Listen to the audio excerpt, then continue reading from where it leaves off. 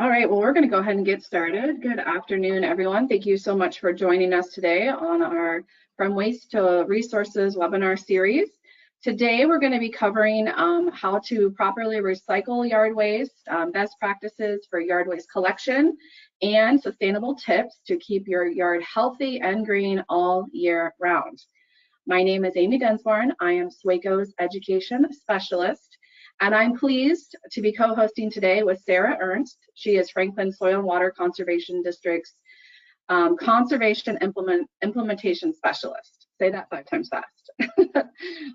So she's really tasked with leading the backyard conservation programs here in our community. She has a wealth of knowledge, and I'm glad that she's able to join us today. So we are going to go ahead and get started.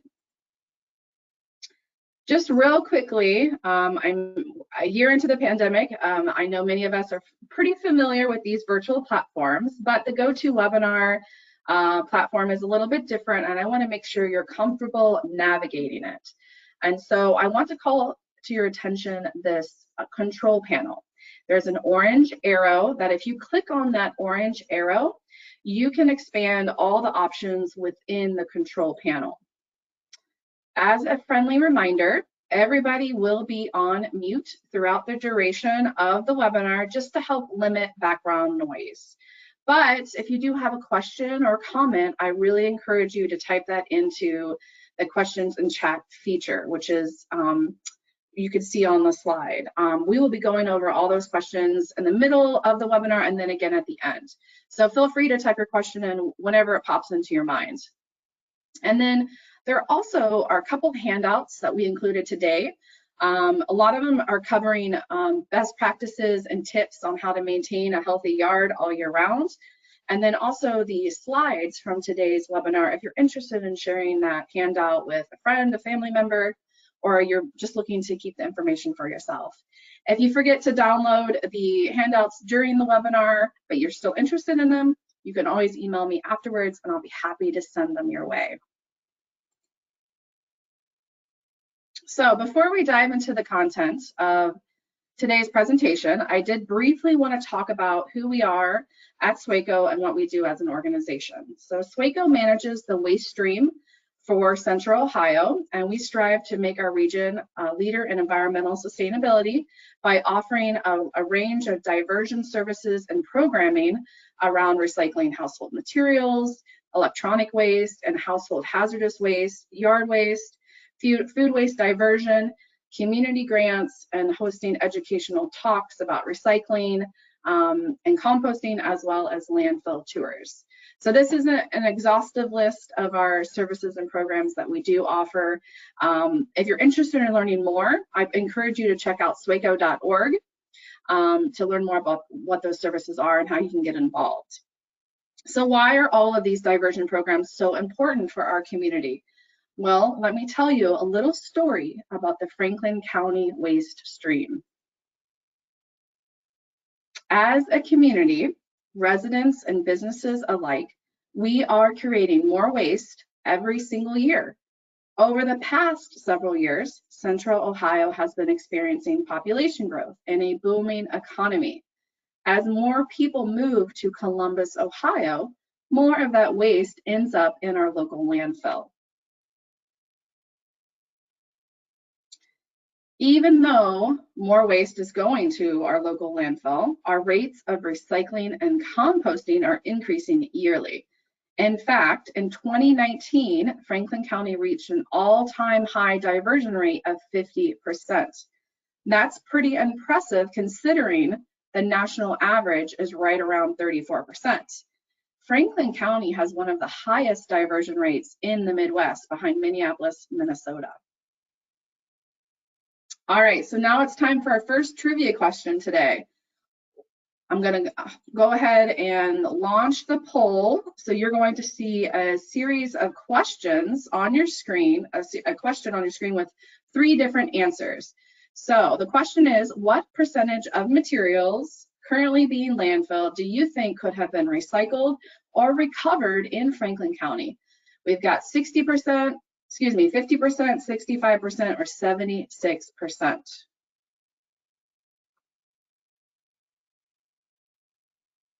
Looks like I have just about everybody's votes in. I'm sitting at 81%. I'm going to give it a few more seconds. If you haven't voted, go ahead and vote now.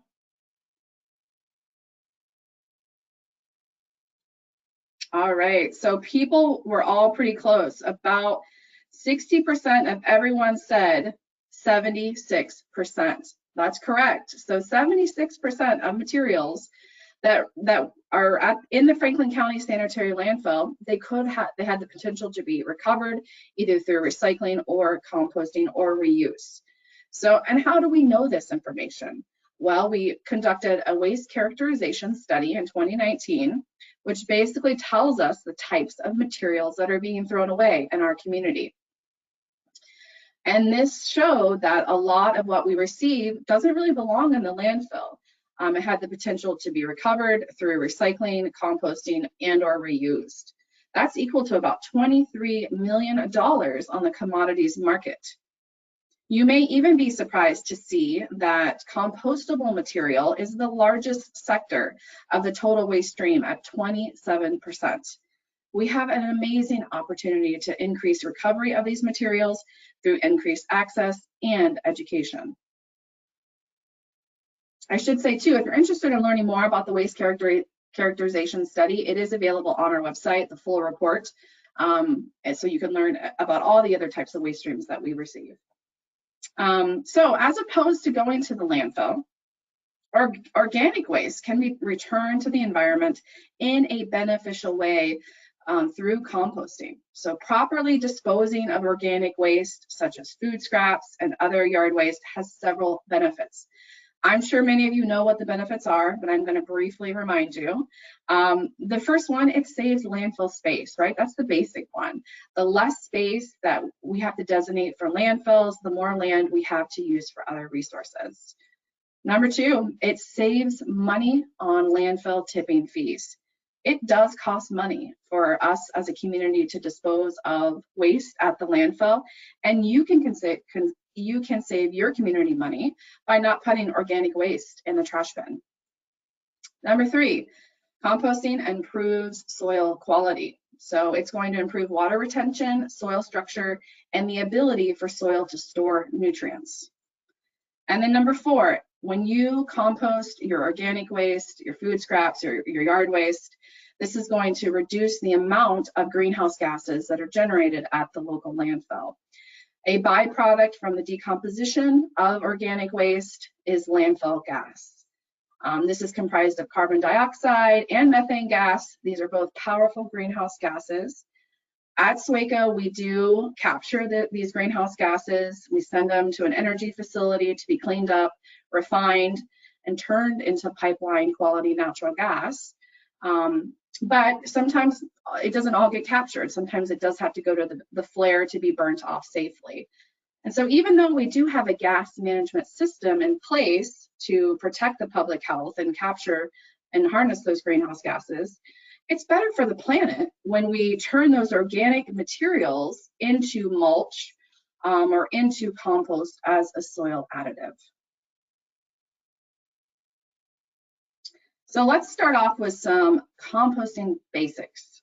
Many of you probably didn't even realize that you are actively participating in the act of composting at your house when you place your bagged yard waste out on the curb for collection. Our yard waste in Franklin County will go on to become mulch or rich compost. Over 90% of communities in Franklin County have access to curbside yard waste programs, making it easy and convenient for residents to make the right choice for the environment. If you have excess yard waste, you can always take your logs, your branches, to one of the many yard waste facilities throughout Columbus. I'll go over these locations here in a couple slides. So how to properly prepare your yard waste for collection. So yard waste should go in a biodegradable bag. So those are going to be the tall paper bags that you can buy at the hardware store, the grocery store. You can also get a container, and you can label that container yard waste.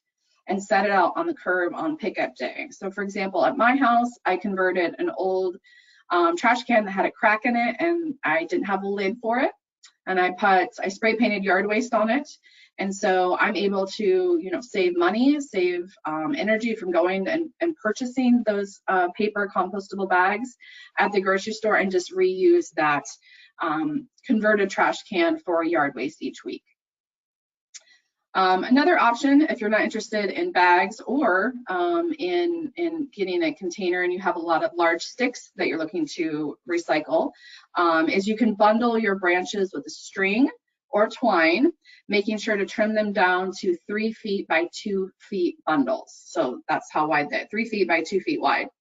Bundles and bags should always be, should never exceed 50 pounds. So there's people that are actually picking up that weight, putting it in a yard waste collection truck, and we want to try to make it easy on them so they don't break their backs picking up our yard waste. I know sometimes those spring grass clippings can get very heavy. And I really can't stress this enough when it comes to our yard waste collection here in Franklin County. Only organic waste from your yard should go inside your brown paper bag or your designated yard waste bin. So you really want to try to keep that yard waste collection bin free from, plastic bags, plastic pots, plant labels, and food scraps. When we place these items in our in our yard waste collection bins, sometimes they can end up contaminating the entire load of materials. So this is a great reminder of everything I just said in graphic form, which is more fun to look at, right? So if you're looking for a reference, maybe you want to place this on your in your garage or on your refrigerator as a reminder of what the do's and don'ts are for yard waste in the curbside pickup program. You can find this on our website, SWACO.org, underneath the yard waste page. So again, ask yourself, did this grow in my yard? Was this alive at one point in time? If so, then you can place it in your yard waste bag. So you want to avoid food scraps, pet waste, all plastic products do not go in there, and no plastic bags. We do see people, unfortunately, placing their yard waste in plastic bags, and that is incorrect. So the plastic bags, the facility doesn't have the way to process the plastic bags, and unfortunately that plastic will get all mixed up and can potentially contaminate the mulch or the compost as the final product.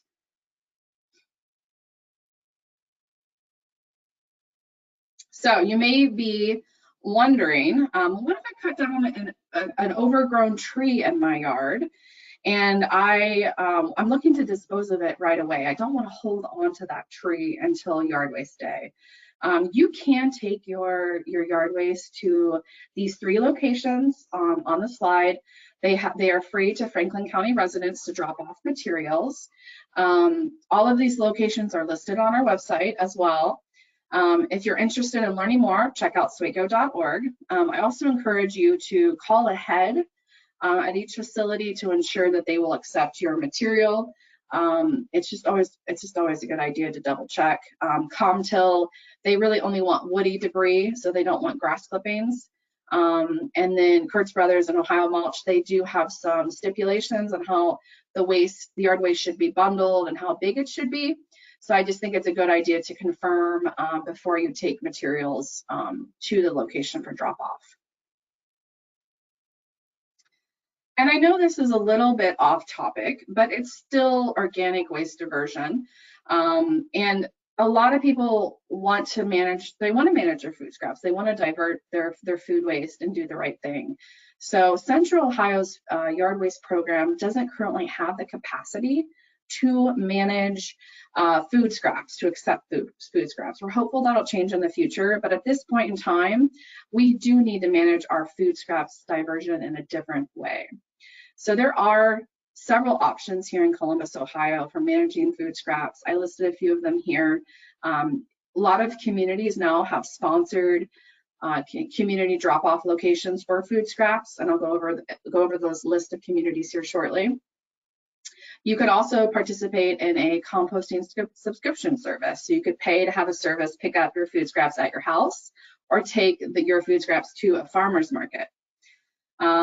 Sarah's going to tell us a little bit more about the backyard composting program, the rebate program to get $50 towards the cost of purchasing a compost system that works well for you. And then last but not least, the garbage disposal here in Columbus, Ohio, does provide a way for us to recover those food scraps and turn them into a beneficial use for the community. And I'm going to go over each one of these here. So if you do live in one of these listed communities in Franklin County, you have access to a localized composting drop-off program. So these programs were all funded through SWACO's Community Waste Reduction Grant. That cycle is currently closed, but it will be open this summer for those of you who are interested in applying. It's for schools, nonprofits, and communities. Those are who are eligible for the program. So if you do live in one of these communities and you haven't heard about the food waste drop-off program, I encourage you to reach out to your local service department to learn how you can get involved and you can start participating. And then if you don't live in a community that has a local food waste drop-off, you can participate in and subscribe in a service that can handle all your food scraps. That even includes your meat and your dairy products, which we know we cannot place in our backyard compost system because they'll most likely attract rodents. So I've heard of some people going as far as composting all of their organic materials, their vegetable scraps in their backyard tumbler system or their pile or vermicomposting with worms. And then they pay for a service to divert all the other scraps that might have meat and dairy in them. So they really aren't sending any of that material to the local landfill. So we're lucky to have 4 separate options when it comes to collecting our food scraps in Central Ohio. Each company does have a different business model. Some provide services to commercial sectors, such as restaurants and schools, whereas others are really more focused on residential collection. So I would encourage you to reach out to each one of these companies listed here to learn more about their services and the costs associated with their programs. So now I'll turn it over to Sarah to tell us a little bit more about the backyard rebate program. Hi, everybody. My name is Sarah with Franklin Soil and Water. And perhaps, and I hope that you are already aware of our Community Backyards program. It's several years old now. We started off by providing discounts on rain barrels, and now we have a rebate program. And so we cover a few more things, including perennials and woody plants and trees, compost bins, and rain barrels. So you can log on to communitybackyards.org. The course, which is online, will start May 1st, and it runs until October. And sometimes the vouchers for the communities run out prematurely, but we try to get you on a wait list. Historically, we have done in-person classes as well. We'll see how those unfold this year for obvious reasons. But our first course is approaching, so log on to that site, sign yourself up, take the educational course, and you'll receive some more information on how to claim your discount or your rebate. Great, thanks, Sarah. And then last but not least, you know, composting if composting food scraps isn't for you, you don't have the capacity in your backyard, you're not really interested in doing it yourself or paying for a service, you can use the garbage disposal. In Columbus, food scraps that are placed down the kitchen disposal will travel to the wastewater treatment plant and then go on to become ComTill compost. This is a nutrient-rich composted mulch and also fertilizer for farmlands. So that's one beneficial way for us to take the nutrients found in our food scraps and turn them into something valuable for our planet. If you're interested in learning more about ComTill's facility and how they operate, SWACO will be co-hosting a webinar with them this summer to take an inside peek of their facility and delve deeper into the compost process. So at this time, I do want to pause to see if there are any questions about proper yard waste disposal or organic waste diversion. I've had a couple questions come in so far, so I'm going to address those. But if you do have another question, feel free to type it in the chat now. So Lauren asked a question about, does that include vegetable plants and vegetables still on them? So I think this is, correct me if I'm wrong, Lauren, if this is referring to placing your vegetable plants in the compost bags, so in the yard waste bags. Yes, thank you. So if the vegetables are still on them, I would encourage you to take the vegetables off. If it's a couple little teeny tomatoes, that's not going to be a big deal. But if you're pulling an entire tomato plant and it's full of 50, small green tomatoes, I would take the green tomatoes off. But the plant material itself can absolutely go in the yard waste container, no problem. And if you put the tomatoes in your garden, maybe we get some volunteers the following year, right? Save yourself some time. That's what we do. And then Lori asked a question about no dirt. I believe you're referring to the graphic slide about the do's and don'ts. I'm just going to backtrack here real quick for us. So when it says not accepted, no dirt or rocks, if there's a little bit of potting soil that's attached to your plant, that is acceptable. What we mean when we say no dirt is we don't want designated loads of dirt being bagged or placed in the yard waste collection bins. So if you're clearing out your garden and you're looking to, you're making space, you're planting a tree, whatever it may be, we don't want you to put that leftover dirt, that excess dirt, in the yard waste program. That's not a good use of it. Instead, I would encourage you to find someone else who can use that dirt for another project. But if it's a little bit of dirt that's attached to a plant, that's acceptable. We just don't want designated loads of rocks or dirt going to our yard waste facilities for processing.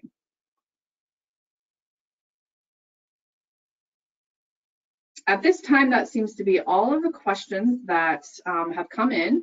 So what I will do now is I'm going to turn it over to Sarah to tell us a little bit more about healthy backyard practices.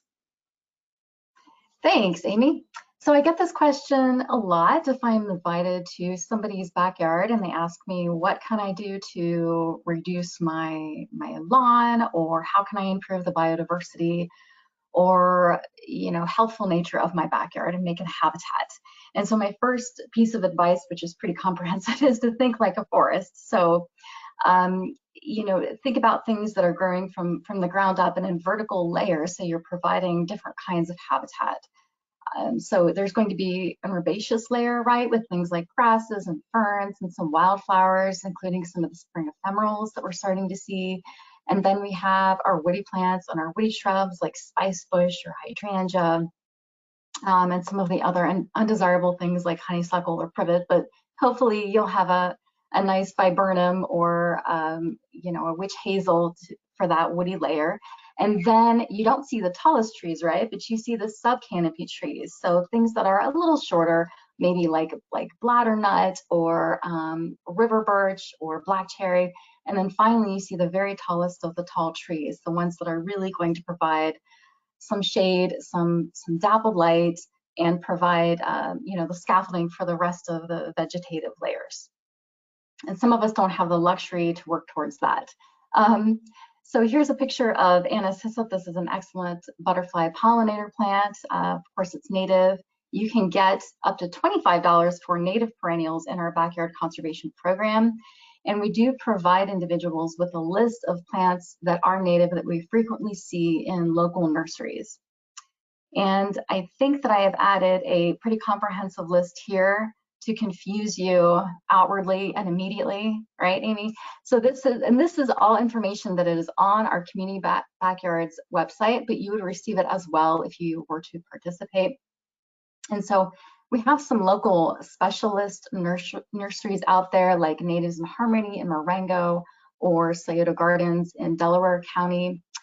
Riverside Natives is also in Delaware County. But I will say, I work closely with nurseries, and there is a growing demand for native plants. So if you don't know exactly what they are, ask about them. Sometimes they're labeled, but there's a pretty good complement out there these days, and I'm happy to report that. So another good practice to discourage stormwater pollution and to use that water effectively on your property is to capture it by using rain barrels.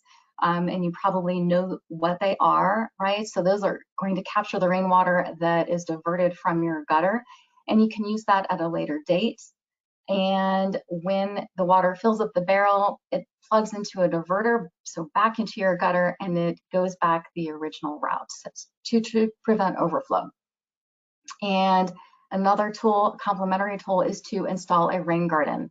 So as in that picture that you see there, rain gardens are a few inches deep, typically between 6 and 8 inches deep, and they're usually sized accordingly as to the amount of the drainage area that contributes to it, as well as what the soil can accommodate.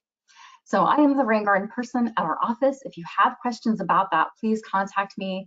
In some cases, you can receive up to a $250 rebate for installing a rain garden. So that includes the soil amendments, the plants.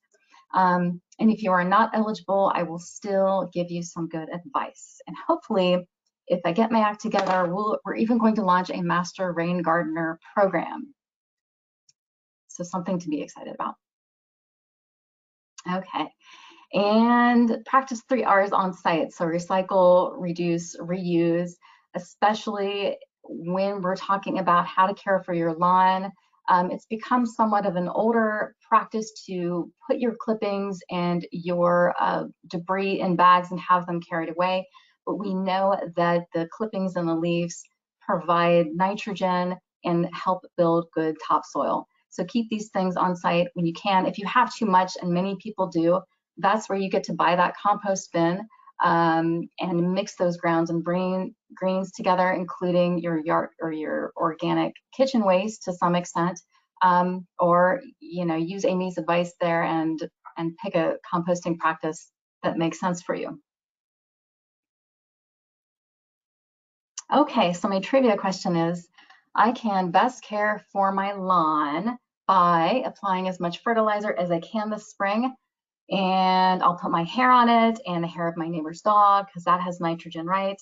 Should I water every day between July and September, or can I build better topsoil by recycling clippings and leaves?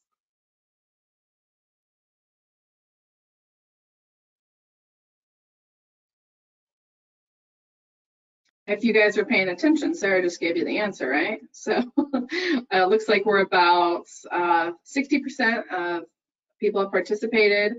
Give it a couple more seconds and then we'll close it out. I think you guys know the answer, although the nitrogen and the hair, that's a curious answer, right? Do you want to learn more about that, Sarah? Can we put I have a dog that has a lot of hair. I do leave some of it out there for the bird's nest, but I didn't think it would do anything for my, for my lawn. No, not really, but it is a very compostable material. If it's like fresh hair, just like fresh leaves, it's got that nice fresh nitrogen in it, right? Which is what plants need to grow their shoots. But once it kind of grows dry and brown, then it's your carbon material. So 100% of people said building better topsoil by recycling clippings and leaves. So great work, guys. You know what to do in your yard. They are so good. Okay, so I'm going to speak just a little bit about good practices for healthy grass. We have got a turf care program at the district. It's called getgrassy.org. I did not name the program, just want you to know this. So we realize that how people care for their lawns can contribute to water quality, or in some cases be a detriment to good water quality, and contribute to stormwater runoff, which was our #1 cause of water pollution in Franklin County. So grass does have some benefits. It does help buffer and slow down water because there are so many individual grass plants. It acts as a pretty good buffer. It helps keep topsoil in place, and it reduces erosion so that we don't have soil running off into our streams and creeks where it doesn't belong. And you know, people are always curious about how can I best use fertilizer? Should I use fertilizer at all? What about pesticides? It sometimes can be a contentious or black and white issue. And the best piece of advice that I could say is to use these products properly in accordance with the label. The label is the law. And really keep them off of hard surfaces, because when it rains, of course, the water hits that surface and it carries the pollutants away, and they're untreated when they go to our streams and rivers. And so I'll go over here some seasonal lawn care tips that we emphasize for the general public. So in the spring, which congratulations, we made it to the spring, right? Your lawn will grow really rapidly. It greens up. We get a lot of, you know, really fantastic temperatures, and we receive a lot of water. So think about mowing your lawn more frequently than, you know, maybe once a week. If you mow it really short and you scalp your lawn, you take off too much of that blade, and that really stresses your grass, and it will mean that your roots become more shallow. And that means that your grass is more susceptible to pests or to drought damage. So leave it a little bit longer, you know, generally between 3 or 4 inches. Yeah, and use sharp blades. That's something we often neglect, but that's going to mean that you've got a cleaner cut, and again, just more pest resilience. It looks nicer. It's not very expensive to do. And I think that City Folks Farm Shop will be offering a discount in conjunction with Franklin Soil and Water for getting your blades sharpened. But I'm not sure on the details. Stay tuned about that. Okay, in the summer, if you have an established lawn, it is okay to let it go dormant. Only in periods of extended drought do you need to water your lawn. And the recommendation for that is about 1/2 inch of water every other week during drought. Otherwise, if you have a newer lawn, perhaps outside of 270, or you know it's established on subsoil or compacted soil, you may want to give it about 1 inch of water a week. And don't tease your water with an occasional sprinkle. Water it deeply and seldomly if you can. And again, with the mowing, how you're going to get a better quality turf grass stand, and leave those clippings on your lawn. Give it a couple of passes, and that'll help build that good topsoil so that your grass can maintain itself with deeper roots. Okay, in the fall is when you can do a lot of good work for your lawn. It's the best time to fertilize because the fertilizer will go into the grass's root system. It's a good time for aeration as well. Spring is an okay time as well.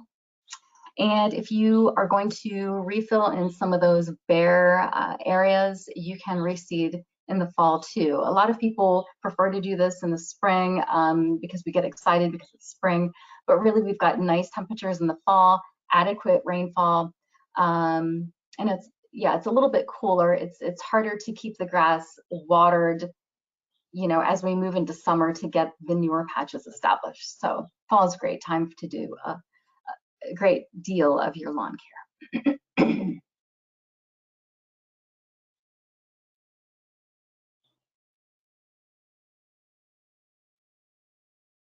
All right, well, that looks like that's all of any winter tips, Sarah? Or in winter time, we just let it be, right? Leave the perennials and the cover, whatever we have out there for the insects that are hanging tight for the winter, and then do our spring cleanup well after temperatures are above 50 degrees. Is that correct?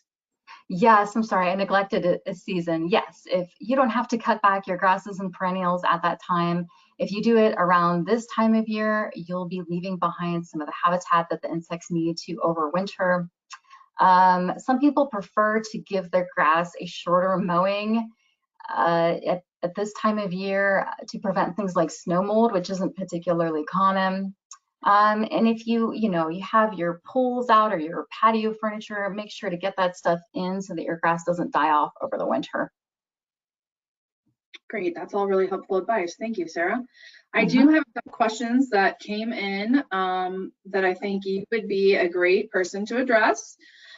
Katie asked a question about she currently has onions growing wild and rampant in her lawn and landscaping, and she wants to know what's a safe way to remove or remove these wild onions without using pesticides.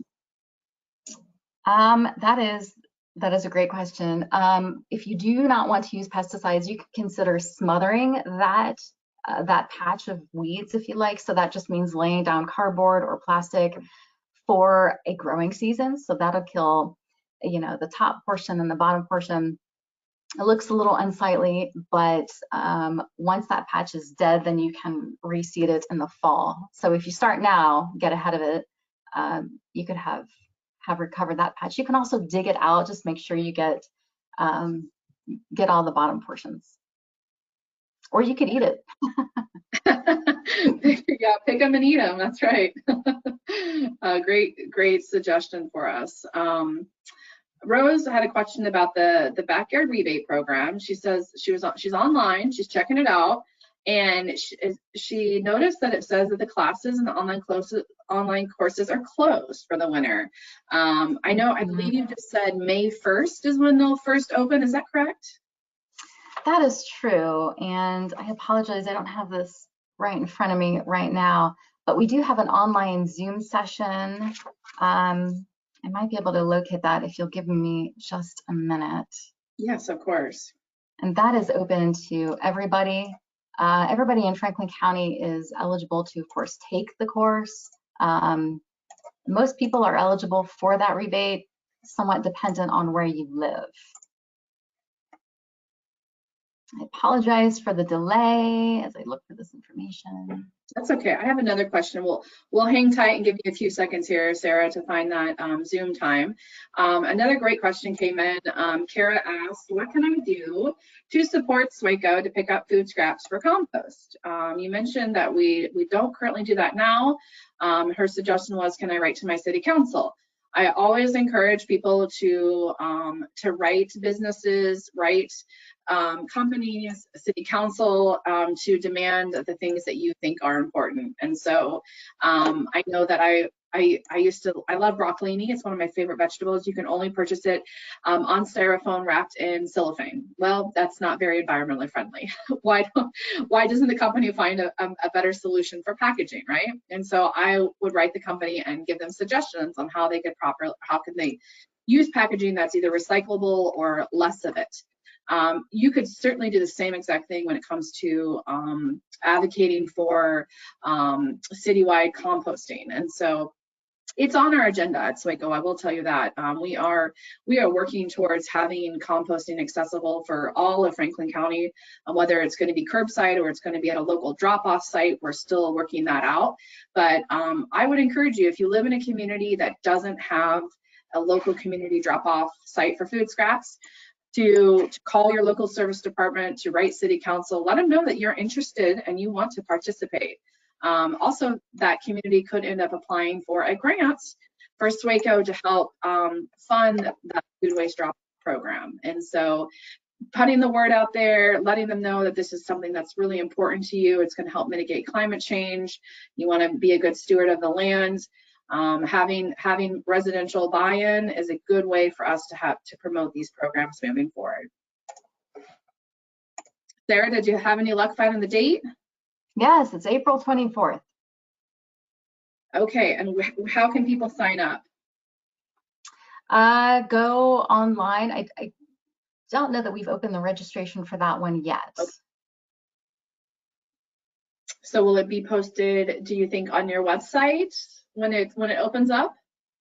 It should be posted on our main website, which is franklinswcd.org, and the Community Backyards website, communitybackyards.org. Failing that, you can always email and we'll connect you with the right place. Fantastic. And so do we know if the Community Backyard program, is it going to be all online workshops this year? We are not sure about that yet. Okay. understandable. I think a lot of us are still navigating what in-person looks like for the year. So that's helpful information though. Yeah, just so we also have, a course that is just entirely done online, which is a little bit different than a web course or a webinar. But that option allows people to go at their own course. You do have to take a quiz at the end, but given the past performance of the audience, I am confident that you will do well.